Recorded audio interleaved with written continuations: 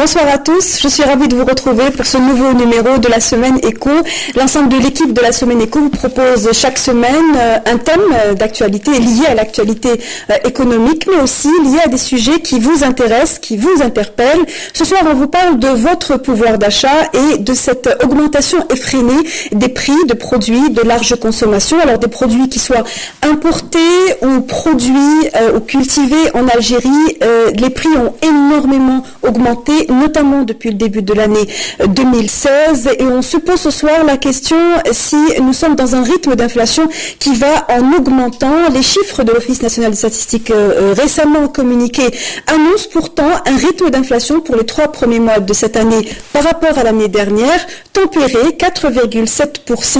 Pourtant, ce qui est ressenti sur les étalages dans les marchés est tout autrement différent. Est-ce que les prix pourraient augmenter davantage et surtout quelle incidence cela aura-t-il sur votre pouvoir d'achat et sur l'activité économique nationale? Nos invités sont là pour vous éclairer. Messieurs, bonsoir et merci d'être avec nous. Monsieur Mour Hassan, vous représentez les consommateurs ce soir. Vous êtes le vice-président de la Fédération algérienne des consommateurs. Merci d'être avec nous. Monsieur Bouchret Abdelkader, vous représentez les commerçants et artisans. Vous êtes le secrétaire national chargé d'administration au niveau de l'UGCA, qui est l'Union générale des commerçants et artisans algériens. Merci d'être avec nous. Monsieur Mohamed Cherif Belmihoub, merci d'avoir encore une fois accepté l'invitation de la Semaine Éco. Je rappelle que vous êtes professeur en économie. Avant d'entamer ce débat, je vous propose d'aller sur le terrain et de récolter ou d'écouter les interviews qu'a récolté pour nous Bouchra Bouali, la température sur les marchés de ce pouvoir d'achat qui est de plus en plus malmené en dépit, je le disais, des chiffres officiels communiqués par l'ONS du rythme d'inflation. Le reportage est de Bouchra Bouali. Sur les étals des marchés ou dans les grandes surfaces, c'est l'envolée des prix. Les consommateurs sont unanimes, les prix des produits de large consommation ont sensiblement augmenté. C'est énorme, c'est excessif. C'est une augmentation vraiment excessive. Les prix, le petit pauvre, je fais 3 fois, 4 fois le tour du marché pour voir où je trouverai quelque chose qui s'allie à la fois moins cher, à la portée de ma bourse, et quand même une qualité, pas un réside. Mais c'est très difficile actuellement de s'en sortir. Effectivement, il y a eu des augmentations d'un certain nombre de produits de large consommation. On peut citer le lion poudre, on peut citer c'est pratiquement les prix qui sont importés. Pour le consommateur, les produits locaux n'ont pas été épargnés par la flambée des prix. اللي كنت نشري باغ الدجاجه شاك سمانه ولا دوك هذيك الدجاجه هذيك تروح لك نشريها بالك شاك دو 3 سيمين. علاه؟ باسكو الدجاج كيما نقولوا الدجاج اللي راهي ما باليش واحد يقدر يربي ويقول لك زعما يكون كونسومو لوكال، ولا الدجاج نجيبوه من الخارج. الدجاج ديالنا نجيبوه نربيوه هنايا، وكي تروح عند المربي تاع الدجاج يقول لك لا الماكله تاعها غاليه. دوك شكون اللي ما Par exemple, les fruits et les légumes, c'est vraiment excessivement cher. Les oranges sont beaucoup neufs d'ailleurs, quand même, 24 000, 20 000, quand même. Selon les chiffres du ministère du Commerce, à part 1 ou 2 produits qui ont connu une forte hausse, comme l'ail local avec plus de 72%, les autres produits n'ont pas connu une augmentation significative. La pomme de terre, par exemple, a baissé de près de 49%, et la tomate de moins de 36%. لازم تاكل بطاطا هذا العام تاع طاحت شويه مي بصح كاين امور بزاف غادي اسمو هو ينحي لك فيه عشا ويزيد لك فيه عشا. Il ne faut pas qu'ils se fixent sur 1 ou 2 produits parce qu'ils ont connu une hausse que tout est ça va pas. Non, il faut voir la gamme, le panier comme on dit. Il faut voir le panier parce qu'il y a certains qui baissent, d'autres qui augmentent. Et l'année prochaine, ça peut être l'inverse. Les pays qui ont connu une hausse vont baisser et ceux qui ont connu une baisse, ils vont augmenter l'année prochaine. Pour les petites bourses, elle est très importante quand même. Parce que ils ont augmenté les salaires et en même temps, ils ont augmenté les prix de tout. Si on prend des produits importés pour lesquels l'Algérie en dépend, là c'est autre chose.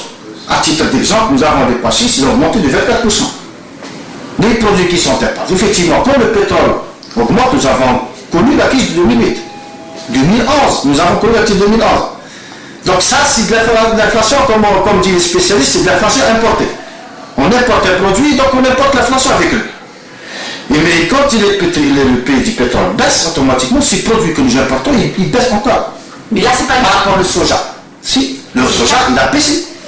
Le soja, c'est la matière première pour produire l'huile brute, l'huile que nous consommons. Avec des cours de pétrole en baisse, les prix des produits de large consommation importés auraient dû baisser. Mais ce n'est pas le cas.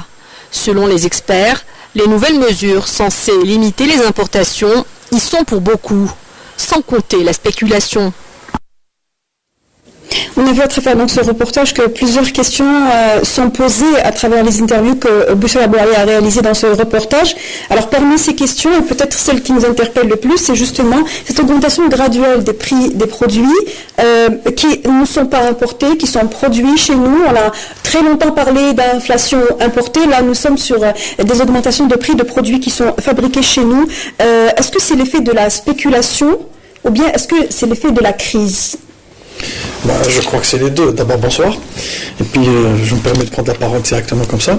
Je crois que c'est les deux en même temps, parce qu'il y a une crise qui engendre une spéculation qui devient systématique chez certains commerçants. Voilà, donc à la fin, c'est le consommateur qui paye et la crise, et la spéculation, et les mauvais comportements de certains commerçants, qui profitent de ces situations pour, je dirais, gagner plus vite beaucoup d'argent. Ça, c'est ce que justement nous dénonçons nous donc aux associations des consommateurs. C'est d'ailleurs la phrase qui revient toujours dans la bouche des vendeurs, c'est tout a augmenté, donc pourquoi mes produits ne vont-ils pas augmenter aussi? C'est un peu la réponse qui est servie aux citoyens qui... Absolument, parce que maintenant le consommateur, en Algérie, on commence à traverser, commence à connaître ses droits, c'est déjà une bonne chose, donc il cherche, donc on a bien entendu le monsieur qui dit, il fait d'abord 2-3 fois le tour du marché pour voir un petit peu comment ça se présente, et puis c'est avec ça qu'on a maintenant une écoute donc à tout ce qui est pris. Même on a certains consommateurs qui disent que pourquoi à l'étranger il y a tel produit qui a baissé de prix et pas en Algérie, qui continue toujours à grimper. Et pourquoi cette crise dont on dit qu'il ne devait, toucher nos produits de consommation que de quelques pourcents, mais quand on va au marché on trouve du 30, 40, 50%, parfois du 100%. Et voilà, donc il y a aussi le problème qu'on avait toujours, même dénoncer, c'est la régulation du marché. Quand il n'y a pas une régulation, ça veut dire qu'il y a des saisons où on paye pas cher, il y a des saisons où on paye trop cher. Donc c'est en dents de scie. Exactement. Donc quand on va au marché le matin, on peut trouver aujourd'hui un produit qui est à 20 dinars, donc l'autre semaine c'est à 40-50 dinars. Donc ailleurs, des produits qui augmentent de 5 à 10%, mais chez nous ça va du 50 à 100%. Voilà ce qui dérange et ce qui gêne le plus la consommation et le cadre de consommation en Algérie. Monsieur Lefebvre-Miroup, c'est spéculation ou crise? Je pense qu'il faut distinguer entre deux types de produits. Il y a les produits frais. C'est un phénomène en Algérie depuis très longtemps, c'est pas nouveau. La fluctuation des prix des produits frais est devenue incontrôlable et elle a beaucoup de spéculation. Et depuis plusieurs années, on n'arrive pas à organiser la chaîne commerciale. Donc il y a une spéculation en différentes étapes. Ça, c'est pour les produits frais. C'est vraiment des pics incroyables. Maintenant, les produits transformés, là, c'est un peu... c'est nouveau, c'est pour cette année particulièrement. Parce qu'il faut dire que les produits transformés en Algérie, dans toutes les filières, elles sont impactées par les importations. Nous importons dans toutes les filières des matières premières. Donc combien même, pour mieux comprendre, quand même le produit est fabriqué dans des usines algériennes, il est tributaire d'importation. Nous avons des cas où 70% de la valeur du bien est importée. Les 30% sont locales en termes de salaire, en termes d'ajout, en termes d'énergie. Mais on subit les 70% des produits importés. 70% c'est peut-être le maximum, on a des cas de 30%, etc. Parallèlement, comme vous l'avez dit tout à l'heure, certains produits alimentaires ont baissé ces dernières années. Produits alimentaires, matières premières essentiellement, sur les marchés internationaux. Et c'est ça qui a atténué un peu cette augmentation cette année sur le plan local, parce qu'avec la dépréciation du dinar, on aurait eu une augmentation plus grande. Ça aurait été pire. Ça aurait été pire. Et on a profité, heureusement d'ailleurs, que les produits ont baissé sur les bourses étrangères, les bourses des matières premières. Justement, et ça a atténué un peu. Mais aujourd'hui, il y a une tendance à l'augmentation de ces mêmes produits à l'international et une dépréciation du dinar parallèle. On va voir les cumuls des deux, c'est-à-dire l'inflation importée aggravée par le taux de change. Parce qu'aujourd'hui, la Banque d'Algérie manipule le taux de change pour des raisons évidentes. Ce n'est pas une volonté de monter, non, absolument pas, mais parce qu'il y a un déficit budgétaire. On va parler justement de la parité et aussi du fait qu'il y ait parfois une déconnexion entre les prix de la matière première sur le marché international et les prix qui sont pratiqués en Algérie. Le représentant des commerçants a certainement une idée aussi sur la question de dire si les commerçants font plus de la spéculation ou bien sont-ils eux aussi victimes d'une situation où ils sont obligés d'augmenter leurs prix. Merci. Je pense que la spéculation il se fait à un certain niveau. Ce n'est pas le commerçant du coin ou le détaillant qui fait la spéculation. Oui. Il y a toujours des gens qui essayent de maîtriser le marché au niveau national. Parce qu'on n'arrive pas jusqu'à présent à maîtriser ni la production, ni la distribution, on n'arrive pas à réguler le marché. On n'a pas mis les moyens nécessaires pour réguler le marché au niveau national. Et reste. Vous voulez dire que les détaillants sont aussi victimes d'une spéculation en amont, c'est ça? Bien sûr, les détaillants sont victimes de la spéculation. Il y a toujours une certaine classe qui essaye de prendre le monopole de tous les produits au niveau national, même sont dans l'informel, c'est-à-dire ils n'ont même pas un registre de commerce, surtout les produits frais, les produits agricoles. Ils essaient toujours, en ce qui concerne les fruits et légumes, c'est des gens qui sont derrière, qui essaient de maîtriser le marché, ils n'ont même pas le registre de commerce. C'est eux qui essaient de réguler le marché à leur manière, c'est-à-dire il y a un monopole quelque part qui échappe à l'État. Je pense qu'on doit mettre les moyens pour contrôler d'abord la production nationale et mettre les moyens nécessaires pour la distribution. Mais c'est quand même étonnant que ça fait des années qu'on parle de ce monopole, du diktat de ces grossistes, on va dire, que les produits frais, puisqu'on parle des produits frais où les augmentations de prix sont les plus injustifiées, on va dire, ça fait des années et pourtant les associations, les personnes qui sont en charge d'être l'interface des pouvoirs publics n'ont pas réussi finalement à asseoir un système de régulation pour... Le problème, ça revient toujours à l'organisation. Quand vous avez un producteur, et en face de lui, il n'y a pas une organisation de la distribution. Il a des gens qui viennent acheter chez lui en position de force. Ils sont en position de domination sur le producteur qui, lui, ne peut pas garder sa marchandise longtemps. Produit périssable, problème de stockage. Donc, il accepte de céder parfois à des prix raisonnables, rémunérateurs. Et l'autre profite justement pour surfacturer. Il prend plus que ça marche pour le détaillant et le demi-gros. Parce qu'on n'a pas organisé cette filière agricole en Algérie. On n'a pas de coopérative, par exemple. Les producteurs entre eux aussi, c'est de leur faute aussi. Il ne faut pas croire que l'État doit leur mettre en place des dispositions. Les producteurs entre eux n'ont pas pris conscience de cet enjeu pour mettre en place des coopératives de commercialisation. Et quand ils sont en coopérative, d'abord ils peuvent avoir des capacités de stockage en commun. C'est pas l'affaire d'une seule personne. Ils vont investir collectivement sur des capacités de stockage, sur des capacités de transport, sur la régulation grâce à leur coopérative, et ils sont actionnaires de cette coopérative. À ce moment-là, ils peuvent agir en force. Ils peuvent contrôler le prix. Ils peuvent négocier des bons prix. D'abord, pour qu'ils soient correctement rémunérés, parce que notre paysannerie est en train de s'appauvrir. Et là, il faut lui garantir un revenu qui lui permet de rester et d'investir sur la terre. Parce que là, on risque de ne pas d'aller toujours dans les cultures spéculatives. Chaque année, on change, on ne capitalise pas. Donc, c'est une question d'organisation du circuit de distribution. L'État doit inciter encourager, mais c'est pas l'État qui doit mettre encore, on ne va pas revenir à l'OFLA alors au dirigisme. Absolument. On est dans une logique de... Oui, mais quand même, on doit installer des structures de distribution. Ça a été bien dit par un professeur. C'est qu'en Algérie, maintenant, on est en absence d'un réseau de distribution. On ne peut pas, c'est-à-dire, on a une Algérie qui est assez grande, un grand pays. On peut produire des produits agricoles à l'oued qu'on peut pas produire à Béchar ou à Oran. Malheureusement, à l'oued, on les jette, on les enterre et on n'arrive pas à les consommer à Béchar ou à Oran, à Tlemcen. Donc ça, c'est un grave problème de consommation.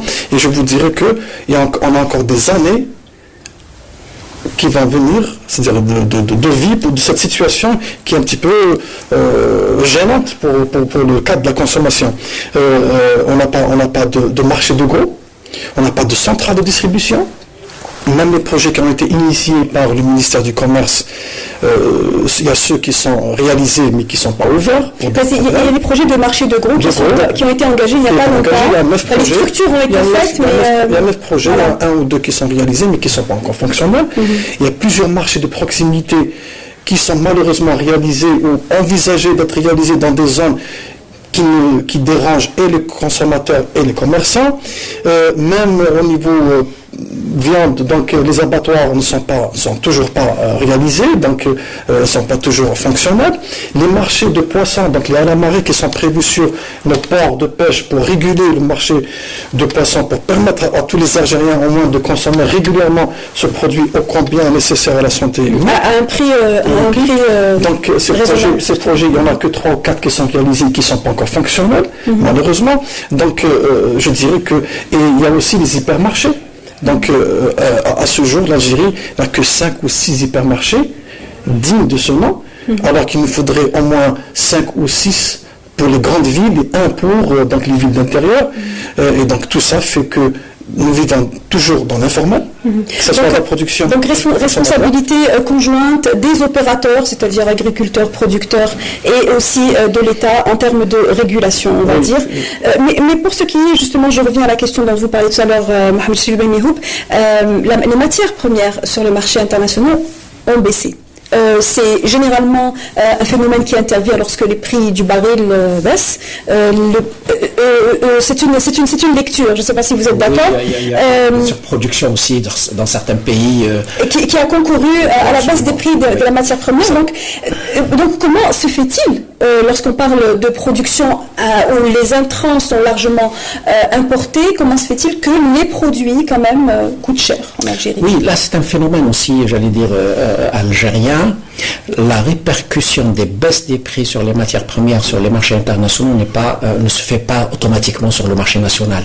Parce que là, il y a des positions dominantes, certains grossistes, certains importateurs aussi, qui ne répercutent pas cette... Ils ont leur tarif à eux, en gros, ils achètent à un prix sur le marché international et gardent un tarif pour l'Algérie, finalement. Oui, parce que là, autant il y a une concurrence sur la distribution de détail en Algérie. Heureusement, aujourd'hui, il y a une concurrence qui joue son rôle, parce qu'on a besoin d'une concurrence. Il n'y a pas d'économie de marché s'il n'y a pas de la concurrence. Autant revenir à l'économie administrée. Par contre, la concurrence sur le niveau des importateurs, elle n'est pas assez forte. Et je pense il y a un lobbying. Il y a un lobbying, il y a des captures de rente, il y a des importateurs qui ont des niches protégées. Et on ne permet pas quelqu'un qui arrive d'aller sur cette niche. Et je pense que c'est ça le rôle aussi justement de l'État, de l'administration. C'est de vérifier les positions monopolistiques. De vérifier les positions. C'est des ententes sur le dos du consommateur. C'est des ententes commerciales entre, dans le lobby, comme vous l'avez dit, entre importateurs et producteurs, parce qu'il y a là 40 millions d'Algériens qui consomment et qui n'ont pas le choix, et eux, ils ont le monopole de faire la distribution et l'approvisionnement de ces 40 millions, et ils font ce qu'ils veulent. Ça diminue à l'achat, mais ça ne diminue jamais à la vente. Mais alors justement, vous touchez le cœur du problème, vous ne citez pas ces types de produits. Quels sont ces produits qui sont objets de monopole c'est des intrants dans l'agroalimentaire. Et surtout des produits de large consommation. Non, on parle de matières premières.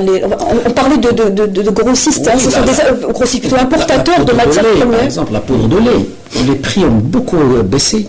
Même si on a l'office Lonil qui essaye de réguler, il y a les produits... qui n'est pas la seule à importer. Qui n'est pas la seule, absolument, il y a des importateurs directs.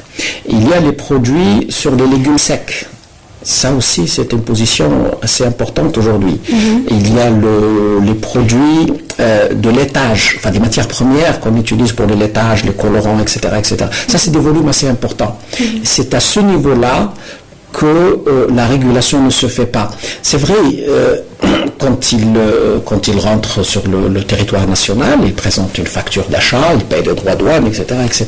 Mais la douane ne peut pas suivre l'évolution des marchés internationaux. Mais un organisme comme celui de l'ONIL, par exemple, lui, il a l'évolution des marchés internationaux. Et il peut servir de référence pour les produits d'importation. Et à ce moment-là, le Conseil de la concurrence peut intervenir parce que il y a les marges. Les marges sont déterminées, c'est-à-dire qu'on n'a pas une liberté des prix, mais les marges sont plus ou moins sont plafonnées, absolument. Et là, un organisme comme l'ONIL peut donner, l'OAIC, pour les céréales par exemple, pour les légumes secs, peut aider justement à connaître les marchés des produits. C'est des bourses. Et puis il y a des achats à terme aussi. On achète à l'avance, etc. Donc des organismes comme ceux-là, qui sont publics, qui sont chargés de la régulation, mais la régulation aussi, c'est organiser la concurrence. Et non pas suppléer chaque fois qu'il y a un déficit. Et je pense qu'il faut mettre en place aujourd'hui, sur le rôle du ministère du Commerce, un observatoire qui va être en mesure de suivre l'évolution des marchés à l'international et intervenir avec... et vérifier que les prix soient répercutés. Voilà, et qu'on n'a pas abusé sur les marges. Et stimuler la concurrence. Si on a plusieurs concurrents sur le même produit qui sont importateurs, à un moment donné, c'est le marché. C'est quand même difficile de demander aujourd'hui au ministère du Commerce de faire ça, parce qu'il est dans une logique de rigueur d'importation. Non, l'observatoire, on ne demande pas d'importer. Non, l'observatoire qui va aller de concurrence, c'est-à-dire diversifier finalement les personnes qui vont être susceptibles d'importer. Encourager, parce que parfois on empêche les gens d'être importateurs parce qu'il y a une lobby qui les empêche. Et l'administration est peut-être parfois au service de ces lobbies. Et justement, il est intéressant de savoir par rapport aux commerçants, à quel point les commerçants aujourd'hui sont-ils victimes puisque là on parle de lobby de produits, lobby d'importateurs de matières premières, à quel point les commerçants aujourd'hui sont victimes et quels sont les secteurs qui sont visés par ce lobby plutôt? Moi j'ai dit tout à l'heure, les lobbies ils ont visé les produits surtout les produits de large consommation. De large consommation. C'est pour ça que j'ai dit tout à l'heure, même le commerçant, c'est comme le consommateur, il est victime du monopole de certaines couches qui essaient de prendre le monopole sur tous les produits, soit locaux, soit importés. Je pense qu'il est temps actuellement en Algérie de libérer un petit peu pour enlever le monopole sur la majorité de produits surtout de large consommation. Il faut commencer à produire en Algérie. Donc notre alimentation elle dépend toujours des bateaux. C'est-à-dire le monopole. J'ai dit tout à l'heure, même le produit local, il y a soit des produits agricoles, soit du produit alimentaire. Il y a toujours des lobbies qui essayent de prendre le monopole de produits et de distribuer et de réguler le marché à sa manière et de prendre c'est-à-dire le monopole sur quels sont justement les secteurs qui sont visés par ce monopole? Vous parlez en général, mais un exemple. De large consommation, j'ai parlé de... Je peux vous citer l'huile, je peux vous citer le sucre, je peux vous citer les légumes secs. Il y a un monopole, même le produit localement, il y a toujours un monopole, soit disons les entreprises familiales, c'est toujours c'est-à-dire le produit avant d'arriver au commerçant, au détaillant, il passe par 3-4 étapes, c'est-à-dire il y a 4 étapes intermédiaires. Alors que c'est-à-dire à 4 fois c'est-à-dire à 4 ou 5 fois la marge. C'est-à-dire le dernier maillot de distribution qui est le commerçant, automatiquement il va prendre sa marge. Tout ça répercute sur Alors justement, j'ai une question qui est peut-être un peu plus pratique. Est-ce que c'est normal, est-ce que ça se passe en Algérie, je vous demande si ça se passe dans les autres pays, que les prix des produits, les augmentations augmentent de 5-10 dinars du jour au lendemain? Non. Est-ce que c'est quelque chose de normal, prix de produits et de services également Aujourd'hui, 10 dinars ne semblent pas faire la différence entre un prix et un autre. À l'unité, bien sûr, mais quand il y a des quantités, ça beaucoup sur la bourse et sur le pouvoir d'achat des Algériens. Non, c'est pas du tout normal, je vous le dis, parce que même s'il y a des augmentations qui sont prévues, on doit prendre des précautions pour les faire augmenter d'une manière très douce. Il ne faudrait pas aussi graduel. Et ça, c'est le problème que justement rencontrent à chaque fois les consommateurs du jour au lendemain, d'année en année, de mois en mois, de saison en saison. Est-ce que vous, en tant que fédération de protection des consommateurs, alertez les pouvoirs publics, ne serait-ce que se charger de la concurrence? On ne fait pas qu'alerter, mais on fait aussi des propositions. On est devenu une force de proposition. C'est pour ça qu'on est en train toujours de rechercher quelles sont les solutions. On sait que maintenant, on doit récupérer d'abord, on doit retrouver notre souveraineté en termes d'alimentation. On ne peut pas continuer à importer du lait et des lentilles et des haricots. Et pour parler de protection des consommateurs, on doit parler de la protection des consommateurs de maintenant et de 2030-2050. Bien sûr, on continue toujours à parler des augmentations de prix qui sont dues à des fluctuations de prix à l'étranger, parce qu'on n'est pas souverain. Parce qu'on importe toujours. Et c'est grave pour un pays de 2 millions, de plus de 2 millions de kilomètres carrés, avec les 4 saisons qu'on a, avec toutes les ressources qu'on a, on continue à importer le lait, le sucre, l'huile, les lentilles, les haricots. Il faut quand même rappeler que le secteur de l'agriculture a enregistré une croissance importante, en dépit, on ne doit pas s'autosuffire de ça. C'est-à-dire qu'il faudrait demander qu'il y ait plus. Voilà le travail que fait la Fédération des consommateurs. On est tout le temps en train de courir derrière les autorités, on fait des propositions, on fait des projets, on fait des recherches, on a fait même un workshop avec des économistes pour essayer de trouver ensemble, tous ensemble, en tant qu'Algériens, en tant que d'Algériens plein de bonne volonté, à trouver des solutions pour rebooster cette économie, parce que l'impact, il est maintenant déjà grave, il deviendra encore plus grave à l'avenir si on continue avec cette politique. On n'a pas un nombre suffisant de vaches pour produire notre lait, on n'a pas d'agriculture formé et averti, on n'a pas un plan de planification agricole pour savoir qu'est-ce qu'il nous faut pour cette Algérie comme céréales, comme légumes, comme pommes de terre. Chacun fait ce qu'il veut, chacun plante ce qu'il veut. Cette année, on a eu beaucoup de pommes de terre, on a jeté, après on a pensé à l'exportation, alors que personne n'est formé pour ça. Le professeur Benzi, il faudrait qu'il y ait des coopératives qui soient organisées pour qu'ils puissent d'abord savoir qu'est-ce qu'il faut produire, comment stocker et comment exporter. C'est qui va exporter, on n'a pas. Malheureusement, quand on exporte, les prix augmentent, c'est-à-dire chez nous en Algérie, c'est-à-dire ailleurs, quand un produit, quand on passe à l'exportation, ça veut dire qu'il y a un excédent, ça veut dire que le consommateur algérien, donc, il est satisfait, et nous, c'est le contraire. On a commencé à exporter certaines fraises, elle est à 500 dinars le kilo. On a commencé à exporter la pomme de terre, elle a augmenté. Les exportations sont minimes, c'est pas... Oui, mais malgré ça, c'est l'esprit, c'est dans l'esprit que ça se passe, c'est là justement. Oui, mais encore une fois, il y va des opérateurs, c'est un choix libre, on est dans un marché libre, donc si les opérateurs décident d'exporter, on ne peut pas les en empêcher. Non, on doit faciliter l'acte d'investir. En Algérie, il est beaucoup plus facile d'importer que de produire. Donc, il faudrait qu'il y ait de la concurrence, comme l'a dit monsieur le professeur. Pour revenir à la question, on va essayer de revenir un peu plus tard, vers la fin de l'émission, sur des solutions qui sont très nombreuses et très intéressantes. Une augmentation de 10 dinars, 15 dinars sur un produit. Comment expliquer cela et comment se fait-il aujourd'hui les Algériens aient normalisé une augmentation du jour au lendemain d'un tel niveau?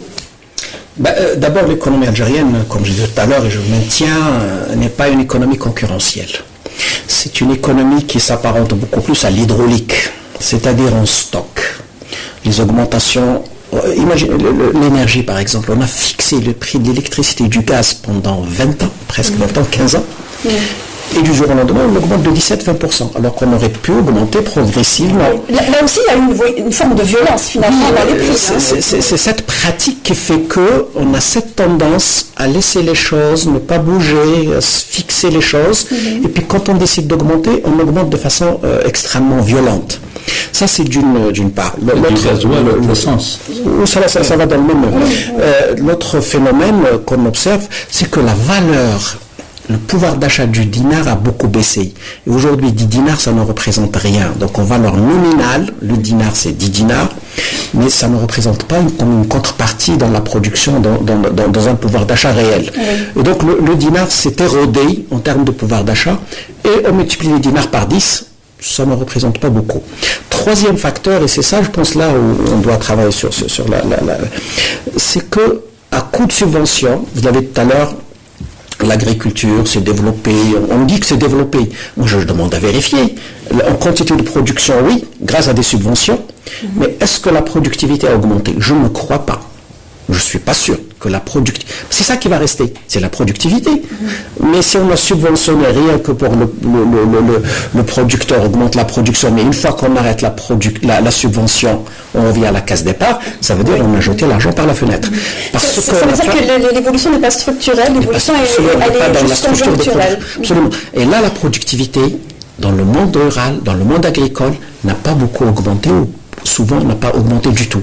Et donc, dès qu'il y a l'arrêt des subventions, on revient à la case départ, à des rendements très faibles, etc.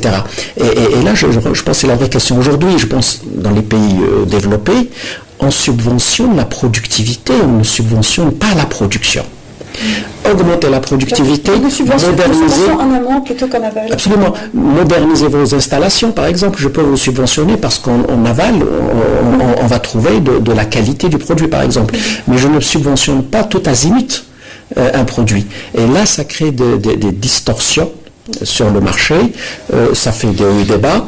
Parce que là, aujourd'hui encore, la productivité demeure faible, aussi bien dans l'agriculture que dans l'industrie. Parce qu'on n'a pas parlé depuis tout à l'heure sur les produits industriels. Il y a également des produits transformés. Absolument, qui connaissent aussi une augmentation. Parce que nous avons une productivité du capital et du travail relativement basse. Et là, l'investissement n'est pas suffisant jusqu'à présent dans les entreprises sur la productivité. On a fait des investissements sur les capacités, mais on n'a pas modernisé les process, etc. C'est risqué parce que la productivité, ça demande du temps pour investir sur la productivité. Et c'est la seule solution, c'est augmenter la productivité. Sinon, toute augmentation de salaire qui n'est pas portée par une augmentation de la productivité est inflationniste. C'est inflationniste. Justement, les augmentations de salaire, c'est la question sur laquelle vous anticipez. Nous avons des salaires nominaux, on ne peut pas dire des salaires, nous avons des revenus nominaux en dinars qui augmentent.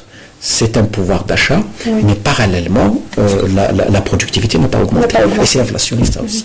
Avant de parler des salaires, justement, le système des prix en Algérie sont fixés par rapport à l'offre et la demande. À chaque fois qu'on remarque la disponibilité d'un produit, les prix soit sont baissés, soit sont équilibrés. À chaque fois que le produit se fait rare, il est automatiquement augmenté de 10 dinars ou plus. C'est-à-dire, c'est pour ça qu'on a parlé des gens c'est-à-dire des lobbies qui essaient de réguler le marché à leur manière par rapport à la disponibilité du produit. En même temps, on n'arrive pas d'abord, avant de protéger le consommateur, on n'arrive pas d'abord à protéger le dinar. On n'arrive pas, jusqu'à présent, l'Algérie n'arrive pas à protéger le... Mais vous êtes d'accord, vous faites certainement tous le marché tel que je le fais aussi, et depuis le début de cette année, c'est sur la bouche de tous les commerçants.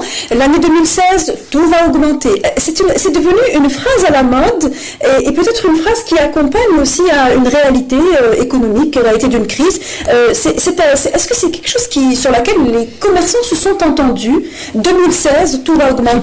Peut-être les prix, les tarifs de l'énergie, vous en parliez tout à l'heure. Moi, j'ai dit tout à l'heure, c'est pas la faute du petit commerçant, c'est-à-dire c'est pas la faute du détaillant. Il faut voir ailleurs. Non, mais est-ce que 2016 et particulièrement cette année, il a été décidé que tout allait augmenter finalement, c'est ça? Non, cette année 2016, il ne faut pas oublier, il y a d'abord la dévaluation du dinar qui est de presque entre 15 et 20%. Il y a l'augmentation du gasoil et de l'essence qui a l'impact direct. Et de l'électricité aussi. Et bien sûr, de l'électricité.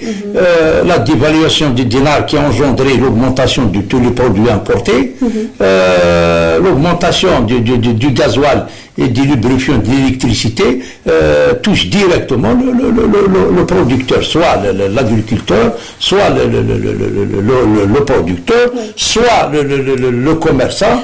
Tous les maillons de la chaîne. Mais ce qui est quand même étonnant, je suis d'accord avec vous, ce qui est quand même étonnant, c'est qu'ils n'ont pas attendu que la facture d'énergie, d'électricité, je rappelle, puisque Sonelgaz a décidé de ne pas faire payer l'augmentation des tarifs d'électricité en janvier.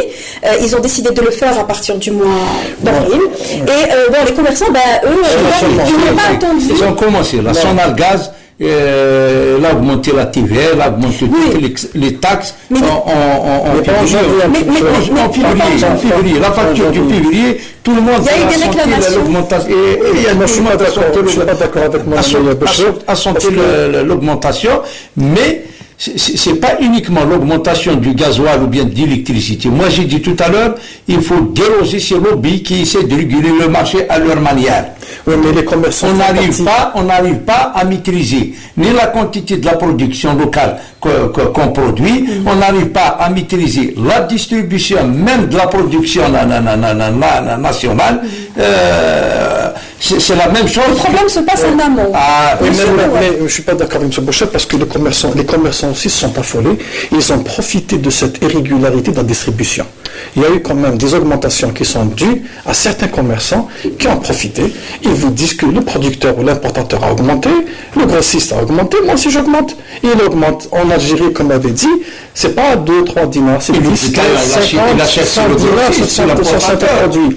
Et malheureusement, il y a un phénomène aussi en Algérie. On est là, on est en face, c'est la disparité des revenus. Il y a des salaires de 15 000 dinars, il y a des salaires de 700 800 000 dinars. Donc c'est pour cela que les 10 dinars, la pièce de 10 dinars maintenant, je ne peux pas dire seulement elle ne vaut rien parce que c'est notre dinar. Non, parce que pour les classes moyennes et les faibles portefeuilles, 10 dinars ne sont pas loin. Absolument, mais malheureusement, il y a ceux qui touchent 600 500 000 dinars. L'augmentation, on ne la ressent pas, mais vient après celui qui touche 15 000 dinars, qui compte ses sous au dinar près, il la ressent. Mais nous, on est là justement pour tout ce monde-là, et on dit que les commerçants n'ont pas joué le jeu, ils sont affolés en début d'année, ils ont augmenté rapidement, tout de suite, sans trop réfléchir, sans trop penser. Ils ont anticipé. Le petit commerçant et les grandes surfaces, presque c'est le même prix, ils pratiquent le même prix. Mais les grandes surfaces aussi, ils sont aussi touchés par ce phénomène. Aussi, ils ont profité. Je dirais que, on avait bien dit, le manque de concurrence fait que tout le monde fait ce qu'il veut. Le manque de marché, voilà, l'informel, des domaines, des surfaces qu'on ne peut pas contrôler font que le consommateur il est soumis au diktat, il s'arrête en bord de route, il achète, il n'y a pas d'affichage de prix. On prononce le prix qu'on veut sur le visage, sur la voiture, sur ce qu'on veut, et puis voilà, on dit aussi qu'on a augmenté l'électricité, donc je vais vendre mon service les transporteurs, est-ce que ce qu'ils ont augmenté dans le transport est équivalent à l'augmentation dans le carburant? Pas du tout. Non, le transporteur il a augmenté de 10%. Le 10%, c'est, on prend l'exemple de transport urbain qui est beaucoup utilisé par les citoyens, même pas de dinars. Même pas de dinars par rapport à l'augmentation du gasoil, par rapport à la pièce de rechange, par rapport à la dévaluation de dinars. Il n'y a pas une augmentation de moins de 10 dinars. Ça, c'est les petits transports. Maintenant, sur les grands trajets, il y a plus de 50, 100 dinars. Alors, est-ce que 100 dinars dans un bus qui prend 50 voyageurs, est-ce que ça équivaut l'augmentation du carburant? Il faut voir l'augmentation de long trajet. Le long trajet, plus de 200-300 km. La consommation du gasoil, il est plus important que le bus qui travaille à... Non, mais on parle d'augmentation. 2015-2016, l'augmentation, c'est pas uniquement le gasoil. Il y a les lubrifiants, il y a la pièce de rechange, le ça se calcule tout ça. Le bus lui-même, il a augmenté plus de 30 à 40% par rapport à la dévaluation de toute manière, nous, on a calculé tout ça, on a trouvé que c'était pas équivalent. C'était déséquilibré, donc les gens ont profité. C'est un domaine que je maîtrise très bien. Si on calcule... Vous maîtrisez en tant que commerçant, mais en tant que consommateur. Si on calcule le prix de revient du ticket de transport en Algérie, il va être augmenté plus de 20-30%. Ne le dites pas comme ça, l'antenne. Alors, ça va faire mal à beaucoup d'Algériens. Parce que le transport, vous savez, on peut se passer le tour. Est-ce qu'aujourd'hui, justement... Le législateur, il a prévu la subvention du transport. Parce qu'on ne peut pas se passer du transport. Parce qu'on ne peut pas appliquer le préré du ticket pour le citoyen. Mais c'est quand même malvenu que de défendre les transporteurs lorsqu'on sait qu'ils n'investissent pratiquement rien dans la qualité des transports. Et on a vu sur les routes le nombre d'accidents. Les véhicules de transport ne sont pas rénovés, ne sont pas en bon état, souvent ne sont pas aussi dans un cercle formel aussi. Alors, mais par contre, pour augmenter le ticket, ils sont les premiers à se prononcer. Moi, je voudrais poser juste une autre question, justement, pour aller dans le sens de votre débat. Aujourd'hui, si on envisage une augmentation des prix des produits et des services, est-ce que les salaires, à quel point les salaires vont être érodés? On va parler d'ici à la fin de l'année 2016, puisqu'on a énormément d'appréhension par rapport à cette année. Et surtout, est-ce que les augmentations qui ont été consenties par le pouvoir public il y a de cela peu sont toujours de mise? Oui, effectivement, la question c'est celle-là. Les augmentations de salaire dans le secteur public qui ont été suivies après par le secteur privé depuis 2008. Donc on a augmenté de façon nominale le pouvoir d'achat à travers les salaires, mais il n'y a pas que les salaires, mais grâce aux salaires, d'autres revenus vont augmenter, les commerçants, etc. Les effets interviennent aujourd'hui, c'est-à-dire on a un pouvoir d'achat sur les 5 dernières années, les prix étaient plus ou moins maîtrisés, parce que le dinar était figé, les importations n'augmentaient pas beaucoup en termes monétaires. Et aujourd'hui, avec la baisse ou la régulation des importations, la réduction des importations, on a encore sur le marché algérien un pouvoir d'achat, qui est le résultat de ces augmentations de salaire. Et malgré la dépréciation, je ne vais pas dire d'évaluation, parce que malgré la dépréciation de la valeur du dinar. Non, le pouvoir d'achat, il est nominal. Il est encore nominal. Qu'est-ce que vous entendez par nominal pour le commun des mortels? Oui, le pouvoir d'achat, c'est-à-dire exprimé en monnaie. La masse de monnaie que doit posséder quelqu'un. Il devient un pouvoir d'achat réel, c'est-à-dire la capacité de ce pouvoir d'achat nominal à acquérir des biens et des services. Là, ça commence à baisser effectivement. Mais le marché ou la demande solvable existe en Algérie. Elle est encore importante. C'est l'effet des augmentations des revenus dans les années au cours des années. Donc les effets sont toujours effectifs aujourd'hui. Toujours là, absolument. Commence à s'atténuer aujourd'hui, mais comme je disais tout à l'heure, mais parallèlement à cette augmentation de salaire dans les administrations principalement, dans les services publics, dans les entreprises publiques essentiellement, dans la fonction publique principalement, elle n'a pas été compensée par une productivité dans l'économie nationale. Elle a été financée par le Trésor. Et parallèlement, la production n'a pas augmenté. Il y a beaucoup de dinars et la production n'a pas augmenté. Ben, c'est normal qu'il y ait une augmentation des produits sur le marché. Il y a un essoufflement des salaires. En gros, c'est ça.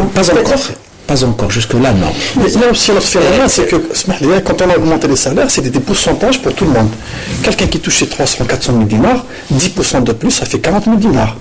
Mais celui qui touchait 15 000 dinars, 10%, ça fait 1500 dinars. Donc l'augmentation, elle est bénéfique beaucoup plus pour ceux qui sont au sommet, mais pas pour le commun des citoyens algériens.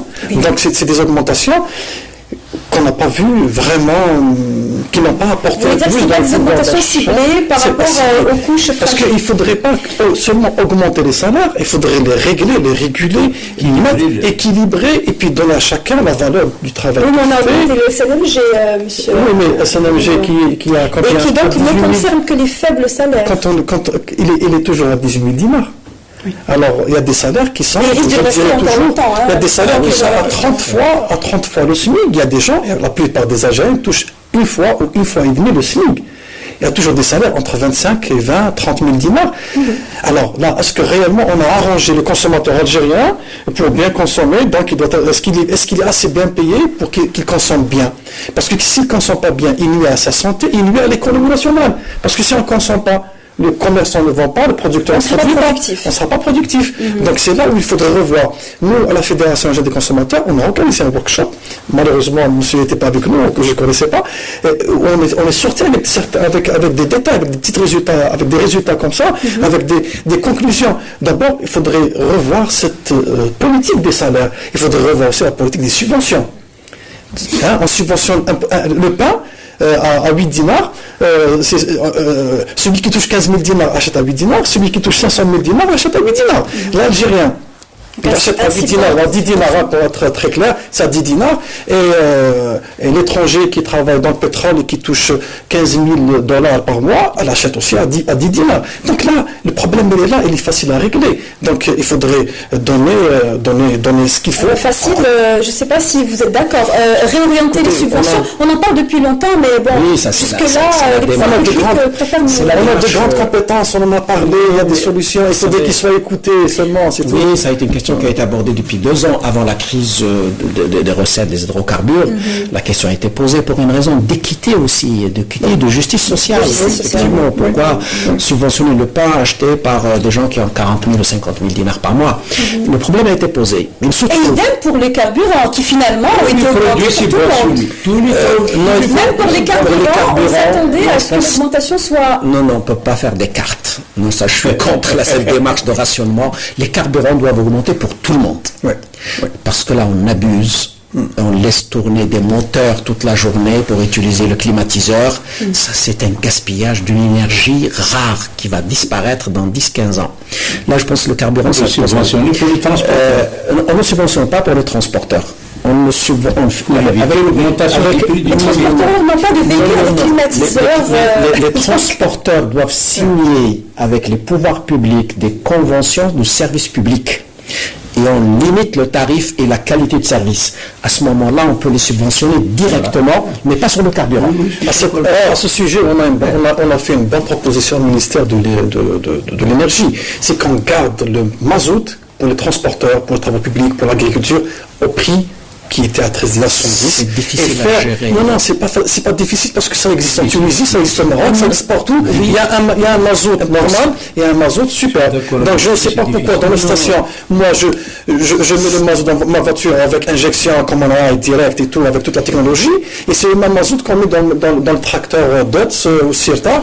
Donc c'est pas évident, c'est pas normal. Donc pourquoi on a pas laissé, on aurait dû... Trafic. Ce tracteur, cet agriculteur, ce camionneur va revendre son mais non, c'est de qualité différente. Il y a une qualité différente.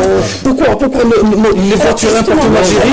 Monsieur Mounawer, justement, il nous reste encore quelques minutes. La combustion ont tous évolué. Et ça se fait au Maroc, en Tunisie, en France, en Espagne, partout.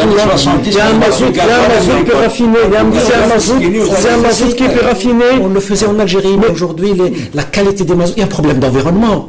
On ne peut pas remettre... Oui, mais on n'est pas seul au monde, monsieur le professeur. C'est-à-dire, dans le monde entier, maintenant, il y a un mazout qui est raffiné, qui coûte plus cher que le mazout qui n'est pas raffiné, qu'on utilise pour l'agriculture, travaux publics et transports. Et les voitures, je me demande comment une voiture de 10 millions de dinars met le même mazout qu'un camion en berber sur les années 70. On a beaucoup évolué, puis là, le problème, notre mazout, on l'importe, c'est ça le problème aussi, parce que nous avons...